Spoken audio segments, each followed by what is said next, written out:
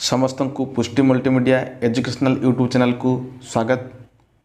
यार पूर्व भिडियो मानक आम राघवों लंका यात्रा अनुकूल आलोचना सहित तार क्षुद्र उत्तरण प्रश्न एवं सरलार्थ को आलोचना कर सारी। जो मैंने से भिडियो गुड़ी को देखी ना तले तार लिंक दि जाए दयाकोरी प्रथम ताकू देखी नि और आज यही भिडियो माध्यम आम यार दीर्घ उत्तरमूलक प्रश्न को आलोचना करवा। यार परवर्ती भिडियो राघवों लंका यात्रा अनुकूल विषय जो सबू प्रश्न गुड़िक पूर्व वर्ष मानक बोर्ड परीक्षा आसी ताकू आम आलोचना करवा। जो मैंने आम चैनल सहित नुआ कर जोड़ी आम चैनल टी सब्सक्राइब करनियंतु जहाद्वारा अष्टम नवम दशम परीक्षार्थी बहुत उपयोगी हेब।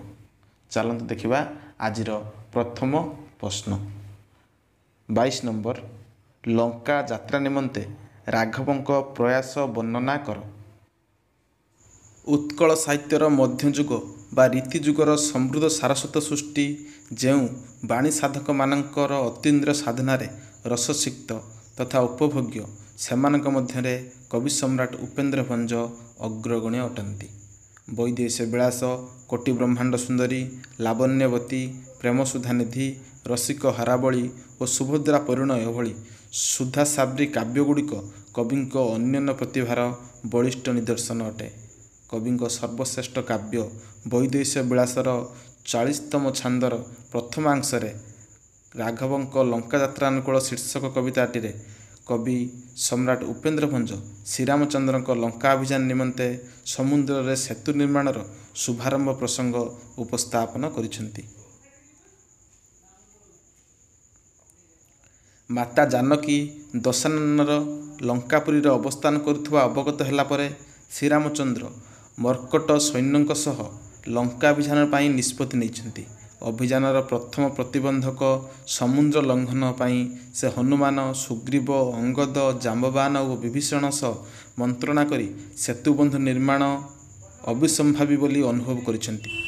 सागर रे सेतु निर्माण योजन बानर सैन्य मानकर गभीर उत्साह लक्ष्य करी राघव कार्य आरंभ पर निर्देश देइछंती। आदेश प्राप्ति मात्रे हनुमान नेतृत्व में कपि सैन्य माने विशाल पर्वतखंड मान समुद्र मध्य को निक्षेप करिसेंती, किंतु प्रकांड गिरिखंड मान गभीर जल रे पतित होया परे अतल जल गभीर विलीन होया परी पतयमान होइछि। साधारणतः जल रे कौनसी वस्तु पड़िया मात्रे बुदबुद उत्पन्न हुए, मात्र पर्वत परी विशाल शिलाखंड मान समुद्र जल बुड़िला परे सामान्य बुदबुद मध्य सृष्टि हुए नहीं, केवल जल मध्यरु फी फीकार शब्द मान निर्गत होइछि। कवि सम्राट भाषा रे बुड़ीगला पकाइले कपि जेते गिरी बुद बुद नदी से जल फी फी कुर्त करिजे। समुद्र जल रे एपरी अविश्वास आचरण राघवों को विस्मित करिछि। कार्य आरंभ हुए तो कौन त्रुटि विच्युत हेतु एपरी अघटन सृष्टि है बोली तांका मनरे संचय जात होइछि। तेणु सेतु निर्माण भिन्न लंकागढ़ को प्रवेश करिबा अन्य कौन विकल्प व्यवस्था असंभव, कारण लंकागढ़ चतुर्दिग सागर परिवेष्टित। शत्रु आक्रमण सुरक्षित रखापी दशानन हुए तो एपरी एक स्थान को निज राज्य भावे निर्वाचन करिछि। एतद् भिन्न समुद्र सेतु निर्माण नहेले माता जानकी को उद्धार करने कदापि संभव नुहे। लंका अभियानर प्रारंभिक पर्यायर विघ्न सृष्टि होबार कारण अनुध्यान करिसेंती श्रीराम। राघवों अनुभव करिसेंती जे हुए तो वरुण देवों बिना अनुमति रे सेतुबंध कार्य आरंभ करने तांका पक्ष एक त्रुटिपूर्ण निष्पत्ति थिला। वरुण देवों सहायता बिना सही निर्माण कार्य कदापि संभव नुहे बोली तांकर हृदबुद्धि होइछि। जल देवता को प्रसन्न करने से हार परित्याग पूर्वक अनशन करिसेंती। सुख सज्जा परिहार करी सन निमित्त कुश सज्जा को आदरी नहीं। कवि भाषा रे विस्मय निश्वास तेजी वरुण प्रसन्ने बिना सनरे शयन से दर्भ शयन जे। श्री रामचंद्र सेतु निर्माण पर एक महान कार्यर शुभारंभ पूर्व जहाँ किछि प्राथमिक भगवत क्रिया संपादन करने विधेय से अवश्य त्रुटि करिसेंती। केवल सेथिपाई समुद्र जल अद्भुत आचरण प्रदर्शन करिछि। त्रुटि संशोधन पूर्वक प्रायश्चित स्वरूप वरुण देव को प्रसन्न करने तांकु अवश्य शारीरिक क्लेश सह सह्य करने तथा अनशन रही अनुमति प्राप्ति निमित्त प्रार्थना करने को हेब। ଏହା ଅନୁଭବ କରି ଶୁଦ୍ଧପୂତ ଭାବେ ଦୈହିକ କଷ୍ଟ ସ୍ୱୀକାର କରି ଜଳଦେବତାଙ୍କୁ ପ୍ରସନ୍ନ କରିବା ପାଇଁ ପ୍ରୟାସ କରିଛନ୍ତି। ଶ୍ରୀରାମଚନ୍ଦ୍ରଙ୍କର ଏତାଦୃଶ ପଦକ୍ଷେପରୁ ସ୍ପଷ୍ଟ ପ୍ରତୀତ ହୁଏ ଯେ କୌଣସି ଶୁଭକର୍ମ ଶୁଭାରମ୍ଭ ପୂର୍ବରୁ ଭଗବତ ଆଶୀର୍ବାଦ ଅବଶ୍ୟ ଗ୍ରହଣୀୟ ବା କରଣୀୟ ଅଟେ। ପରବର୍ତ୍ତୀ ପ୍ରଶ୍ନ 23 ନମ୍ବର। ପଠିତ କବିତାରୁ ରାବଣର କୂଟନୀତି ସମ୍ପର୍କରେ ଆଲୋଚନା କର। ଉତ୍କଳ ସାହିତ୍ୟର ମଧ୍ୟଯୁଗ ବା ରୀତିଯୁଗର ସମୃଦ୍ଧ ସାରସ୍ୱତ ସୃଷ୍ଟି ଯେଉଁ ବାଣୀ ସାଧକମାନଙ୍କ ଅତୀନ୍ଦ୍ର ସାଧନାରେ ରସସିକ୍ତ ତଥା ଉପଭୋଗ୍ୟ, ସେମାନଙ୍କ ମଧ୍ୟରେ କବି ସମ୍ରାଟ ଉପେନ୍ଦ୍ର ଭଞ୍ଜ ଅଗ୍ରଣୀୟ ଅଟନ୍ତି। ବୈଦେହୀଶ ବିଳାସ, କୋଟି ବ୍ରହ୍ମାଣ୍ଡ ସୁନ୍ଦରୀ, ଲାବଣ୍ୟବତୀ, ପ୍ରେମସୁଧାନିଧି, ରସିକ ହାରାବଳୀ, ସୁଭଦ୍ରା ପରିଣୟ ଭଳି ସୁଧାସାବ୍ରୀ କାବ୍ୟଗୁଡ଼ିକ କବିଙ୍କ ଅନନ୍ୟ ପ୍ରତିଭାର ବଳିଷ୍ଠ ନିଦର୍ଶନ ଅଟେ।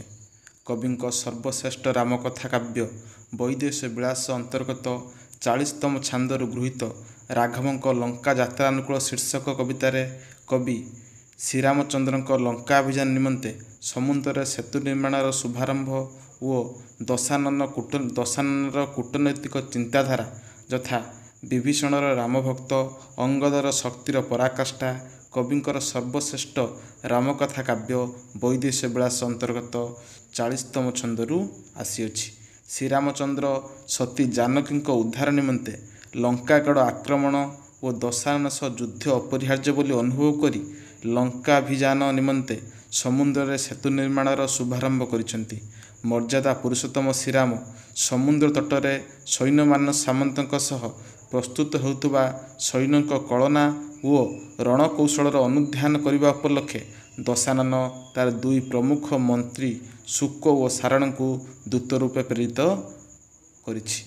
ଚର ପ୍ରେରଣର ପଶ୍ଚାତରେ ତାର ଉଦ୍ଦେଶ୍ୟ ଥିଲା ଭିନ୍ନ।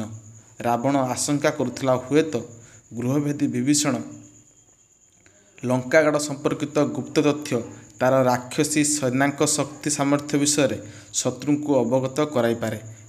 ତେଣୁ ତାର ମନ ପରିବର୍ତ୍ତନ କରାଇ ତାକୁ ଲଙ୍କା ଫେରାଇ ଆଣିବାକୁ ସେ ମନ୍ତ୍ରୀଦ୍ୱୟଙ୍କ ଜରିଆରେ ବାର୍ତ୍ତା ପ୍ରେରଣ କରିଥିଲା।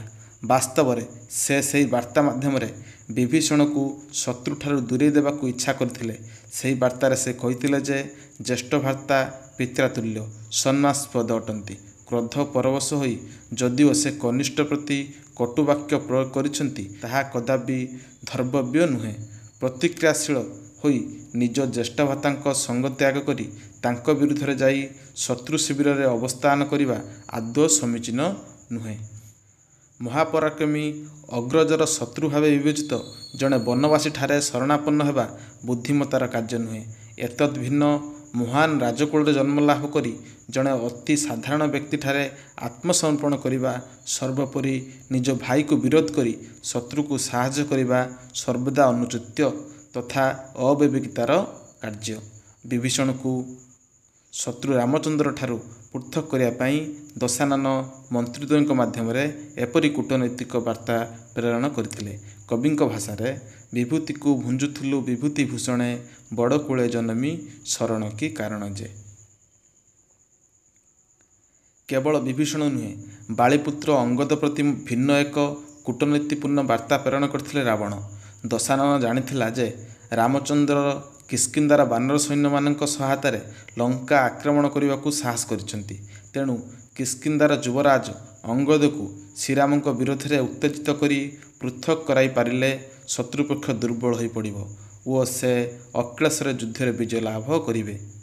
ତେଣୁ ମନ୍ତ୍ରୀ ଶୁକ ଓ ସାରଣଙ୍କ ଜରିଆରେ ଅଙ୍ଗଦ ପ୍ରତି ବାର୍ତ୍ତା ଦେଇ ସେ ଜଣାଇଥିଲେ ଯେ ପିତାଙ୍କ ଶତ୍ରୁକୁ ସମର୍ଥନ କରିବା ବା ପିତା ଶତ୍ରୁଠାରେ ଶରଣାପନ୍ନ ହେବାର ପୁଣ୍ୟ ଅର୍ଜନ ହୁଏ ନାହିଁ, ବରଂ ପିତୃହନ୍ତାକୁ ଉପଯୁକ୍ତ ଶାସ୍ତି ଦେବା ବାଞ୍ଛନୀୟ।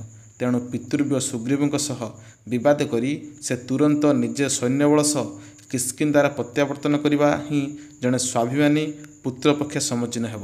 କବିଙ୍କ ଭାଷାରେ ବୋଲ ଅଙ୍ଗଦକୁ ପିତା ଶତ୍ରୁଭୁକ୍ତ ପୁଣ୍ୟ, ବାଦ ରଚାଇ ପିତୃବ୍ୟ ବାହୁଡ଼ା ଓ ସୈନ୍ୟ ଯେ। କୂଟନୀତି ବିଶାରଦ ଦଶାନନ ଯେଉଁ ଦୂରଭିସନ୍ଧି ରଖି ବିଭୀଷଣ ଓ ଅଙ୍ଗଦଙ୍କ ପ୍ରତି ଚତୁର ବାର୍ତ୍ତା ପ୍ରେରଣ କରିଥିଲା, ତହିଁରୁ ତାର ବିଚକ୍ଷଣ କୂଟନୀତିର ପରିଚୟ ମିଳେ। ବାସ୍ତବିକ ରାବଣ କେବଳ ଜଣେ ମହାପରାକ୍ରମଶାଳୀ ଦୁର୍ଭାନ୍ତ ଶାସକ ଥିଲା ତାହା ନୁହେଁ, ରାଜନୀତିର ପ୍ରମୁଖ ଦିଗ କୂଟନୀତିରେ ତାର ଗଭୀର ଦକ୍ଷତା ଥିଲା। ପରବର୍ତ୍ତୀ ପ୍ରଶ୍ନ ଦେଖିବା 24 ନମ୍ବର। ପଠିତ କବିତା ଭିତ୍ତିରେ ସମାଜ ପ୍ରତି ଥିବା ବାର୍ତ୍ତା ଗୁଡ଼ିକୁ ଲେଖି ସାନ ଭାଇ ନିକଟକୁ ପତ୍ର ଲେଖ। ଶ୍ରଦ୍ଧେୟ ମଧୁ, ମୋର ସ୍ନେହ ନବୁ, ଗତକାଲି ତୋର ଚିଠି ପାଇଲି। ତୁ ପରୀକ୍ଷାରେ ଭଲ କରିଛୁ ବୋଲି ଜାଣି ଖୁସି ଲାଗିଲା। ଏହିପରି ମନ ଦେଇ ପଢ଼ାପଢ଼ି କଲେ ତୁ ବାର୍ଷିକ ପରୀକ୍ଷାରେ ଶ୍ରେଣୀରେ ପ୍ରଥମ ସ୍ଥାନ ଅଧିକାର କରିବୁ। ଆଜି ତୋ ପାଖକୁ କିଛି ଗୁରୁତ୍ୱପୂର୍ଣ୍ଣ ବିଷୟରେ 2 ଧାଡ଼ି ଲେଖୁଛି। ଆମ ସାହିତ୍ୟ ବହିର ରାଘବଙ୍କ ଲଙ୍କା ଯାତ୍ରାନୁକୂଳ କବିତାରେ କବି ଉପେନ୍ଦ୍ର ଭଞ୍ଜ ପାଠକମାନଙ୍କ ପାଇଁ କିଛି ଉପଦେଶ ଦେଇଛନ୍ତି। ଗତକାଲି ସେ ସମ୍ପର୍କରେ ଶିକ୍ଷକ ଶ୍ରେଣୀରେ ଆଲୋଚନା କରିଥିଲେ। ସମାଜରେ ଚଳିବାକୁ ହେଲେ ଶେଷ ପ୍ରତି ଆମକୁ ସଚେତନ ରହିବାକୁ ପଡ଼ିବ। ମଧୁ, ଯେକୌଣସି କାମ ଆରମ୍ଭ କରିବା ପୂର୍ବରୁ ଠାକୁରଙ୍କୁ ପ୍ରଣାମ କରି ଆଶୀର୍ବାଦ କାମନା କରିବା ସବୁଠାରୁ ଗୁରୁତ୍ୱପୂର୍ଣ୍ଣ। ଏପରିକି ପାଠପଢ଼ାରେ ବସିବା ପୂର୍ବରୁ ଈଶ୍ୱରଙ୍କୁ ଧ୍ୟାନ କରି ପଢ଼ା ଆରମ୍ଭ କରିବୁ।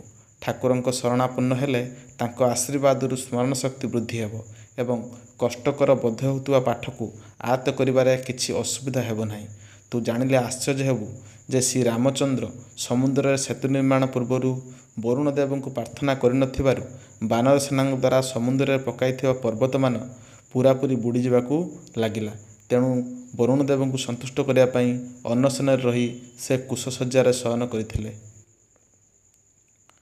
ମଧୁ, ତୁ ତ ଜାଣିଥିବୁ ବିଭୀଷଣ ରାବଣକୁ ତ୍ୟାଗ କରି ଶ୍ରୀରାମଙ୍କ ନିକଟରେ ଶରଣ ପଶିଥିଲେ। ଲଙ୍କା ଆକ୍ରମଣ ବେଳେ ରାବଣର ସମର କୌଶଳ ତଥା ଲଙ୍କା ନଗରୀର ସମ୍ପର୍କିତ ଗୁପ୍ତ ତଥ୍ୟ ରାମଚନ୍ଦ୍ରଙ୍କୁ ଜଣାଇଥିଲେ। ସେଥିପାଇଁ ତାଙ୍କୁ ଗୃହଭେଦୀ ବିଭୀଷଣ ବୋଲି କୁହାଯାଏ।